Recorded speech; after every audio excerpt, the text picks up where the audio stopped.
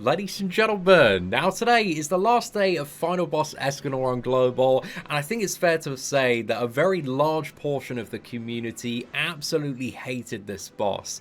The amount of rants I've seen on Reddit, Discord, the forums, the YouTube comments section is unparalleled, man, because he's a very, very difficult boss. But I also think there's kind of more at play than difficulty that kind of makes this fight feel very BS, and also at the same time very unrewarding for the amount of effort required to actually get it down as well. So I want to talk about what I think are the two biggest problems with the design of Final Boss Escanor and how that stuff could be changed in the future. And those two things boil down to randomness and also a big lack of reward versus the effort for Final Boss Escanor. So on the randomness side, let's start off by talking about that, because again, if you've run this fight more than a couple of times, you'll know there is so much variance, not only in terms of your card draw, which is a really big thing, but also Escanor's card draw as well. And especially in that final phase, dude, if he gets like double gold card or just like one big golden drain at the wrong time or golden single target card, the run is just like, it's dead, it's game over.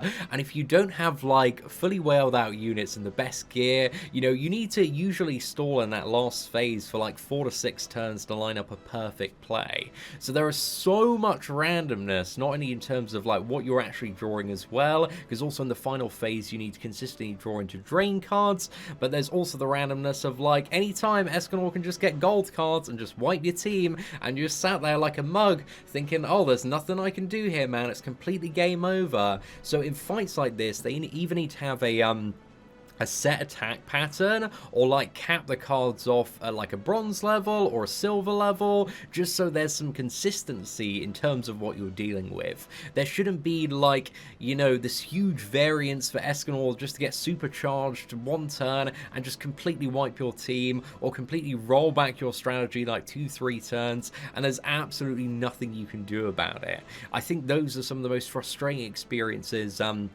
when fighting Final Boss Escanor, and something that if they ever want to add in really challenging content, just makes it like really frustrating to deal with, especially when it's a single boss and you just get this crazy stuff which is just going to instantly wipe your team.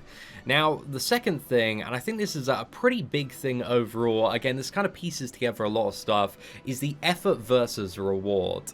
So the first thing is the character restrictions on Final Boss Escanor. If we're having a look at hell difficulty, literally only about like 5 to 10% of characters in the entire game can even be played on this fight. Like, it's so niche in terms of its damage requirements, the survivability requirements, the utility and control requirements, that it instantly rules out easily like 90% of characters in this game that you just straight up cannot play on the hell difficulty. So that's a big requirement there. Also, on top of that, you need some near perfect gear on all 3 of your main characters, and ideally some really good sets on the associations as well, a little bit of food, and again that's just the preparation work, so it's very niche in terms of the characters you can bring. And again, a lot of the characters that work very well for this fight, like Archangels and Mono, either do require a bit of preparation beforehand on this fight, of like knowing what banner to summon on, or just getting like very, very lucky. And other strategies that are more inconsistent with like Goddess Elizabeth or Derriere, again kind of accelerate the randomness factor by like 10, man. There's so much additional variance if you are running those characters. So again, you can't use about 90% of the characters, very niche, you need all the characters built out. So you can't use about 90% of your roster, you need to build UR sets and fully max out all of the characters that you're looking to use for this fight, and also you need to spend a fair amount of time learning both of the phases and all of the nodes and abilities as well. You need to know about the immunity thresholds at 30%, you also need to be aware of the lifesteal below 50% as well, you need to be aware there's more damage for demons and thus they're unusable, and just all of the general stuff in the first phase, like the rank down smash that's going to be coming once every 3 turns as well, and figure out, you know, how you're going to play around and get through that first phase there. And then also how you then transition into the second phase and kind of like line up that game-winning play. And this does take a lot of practice to kind of understand what you can and can't get away with in this fight, and there's just so much to it. I know as well, like, one thing when I was learning this fight I just kept on forgetting about is you just cannot use buffs in that second phase for the majority of the time, because yeah, if you get hit by Over Rupture, anybody that has a buff is going to take 10 times more damage and get absolutely clapped by Escanor there. And on top of that, again, there's more variance in terms of his AoE red Escanor drain card as well, because the bronze drains 1 ult gauge, whereas it doesn't on the regular Escanor, and then the silver is 2 and the gold is 3. And again, one of your main goals in the final phase is to build to a character's ultimate and then synchronize like a golden Merlin freeze along with that ultimate card as well. So yeah, and especially in that final phase as well, he's gaining additional buffs which are increasing his base health of 500,000 by even more, almost up to 700,000 there. So yeah, it becomes like very difficult to kind of calculate and estimate your damage unless you've run this fight a fair few times, and also you need to get used to the fact that you can't like crit him in the final phase, but he's perfectly fine to crit in the first phase as well. So again, there is so much going on in this fight, man, but in terms of the rewards and payoff for this fight, you think, okay, this is like, you know, in comparison to your average final boss, probably about 5 to 10 times the work that I need to do in comparison, not to mention the difficulty level and inconsistency with the randomness as well is so much higher. You know, you don't have full control over this fight, and then you look at the rewards and they're, you know, exactly the same as every single other final boss, including stuff like the final boss trio and just many easy final bosses that you can one-shot with about, like, you know, 50% of the roster in this game as well. So for a fight that, you know, takes so much longer to learn, has all of these requirements, requires you know, so much practice, so much dedication, so much watching videos and getting used to the fight as well, it's exactly the same rewards and payoff as any other final boss. And the thing is as well, like, beating this boss, the amount of coins that drop to spend in the coin shop are exactly the same as any other final boss as well. So you're just not getting, you know, you're putting in like so much more effort, you're really going to the max, you really need to push your roster to its absolute limit and your knowledge of like playing around this guy, and there's no actual like decent payoff in terms of the rewards. So yeah, that's just a really annoying thing about Escanor as well, because I know so many people were really struggling to beat this guy like one time on hell difficulty, man, and you finally get him down and you're like, wow, I need to farm this guy so many more times if I want to clean out the shop, not to mention I need to do additional runs as well if I want to get my score up to get like a good ranking for this fight, because, you know, almost guaranteed your first takedown of this guy is probably going to be a little bit messy for the most part and not really have you like the greatest score out there. So yeah, I know so many people that gone down once, man, after so much effort, and then we're just like, nah, screw it, dude, I'm done with this fight, I give up. And I don't blame them. There's just like a lot of very frustrating experiences that can be caused by final boss Escanor. So I feel like in terms of implementation of challenging content, like personally, I'm a really big advocate. I love like sweaty, try-hard, challenging stuff, but randomness and BS I really don't like.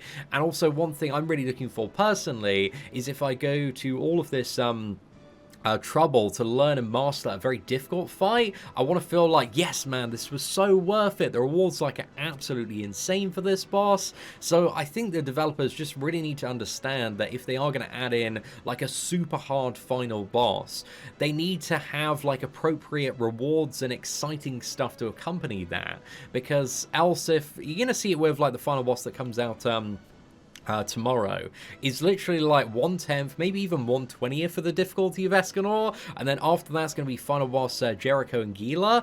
Both of those final bosses are an absolute joke. They were literally made by somebody in like 10 minutes on their lunch break, man. They literally just dumped those characters into final boss, like, you know, jacked up their health a little bit. I don't think they've even got like special nodes or anything. Like final boss Gila and Jericho is like the laziest final boss ever. However, at the same time, like it's good because it's super quick, it's super easy, and the rewards and free gems are great, man.